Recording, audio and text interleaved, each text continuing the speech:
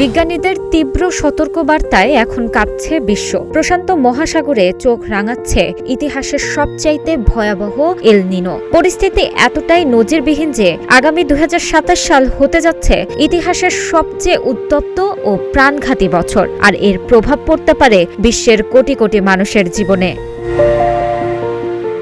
যুক্তরাজ্যের আবহাওয়া দপ্তরের পূর্বাভাস বলছে, চলতি বছরের শেষ দিকে এল নিনো সর্বোচ্চ শক্তিতে পৌঁছাতে পারে। তখন প্রশান্ত মহাসাগরের গুরুত্বপূর্ণ একটি অঞ্চলের সমুদ্রপৃষ্ঠের তাপমাত্রা স্বাভাবিকের চেয়ে ৩ ডিগ্রি সেলসিয়াসেরও বেশি বাড়তে পারে।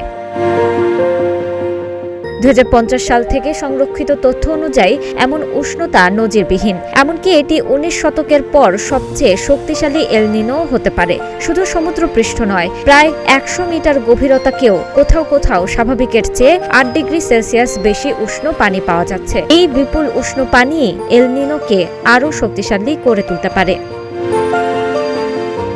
আরও ভয়ঙ্কর পূর্বাভাসও আছে। কোনো কোনো গবেষণায় সমুদ্রপৃষ্ঠের তাপমাত্রা স্বাভাবিকের চেয়ে ৪ ডিগ্রি সেলসিয়াস পর্যন্ত বেড়ে যাওয়ার আশঙ্কা করা হয়েছে। এমনটা হলে এটি গত ৫০০ এমনকি ১০০০ বছরের মধ্যেও সবচেয়ে শক্তিশালী এল নিনো হতে পারে বলে ধারণা করছেন বিজ্ঞানীরা।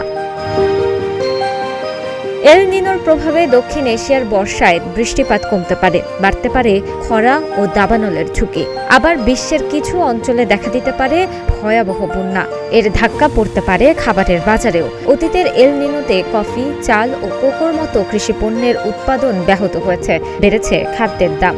এবারও ঝুঁকিপূর্ণ দেশগুলোর কোটি কোটি মানুষ খাদ্য নিরাপত্তা সংকটে পড়তে পারেন বলে সতর্ক করেছে জাতিসংঘের খাদ্য ও কৃষি সংস্থা।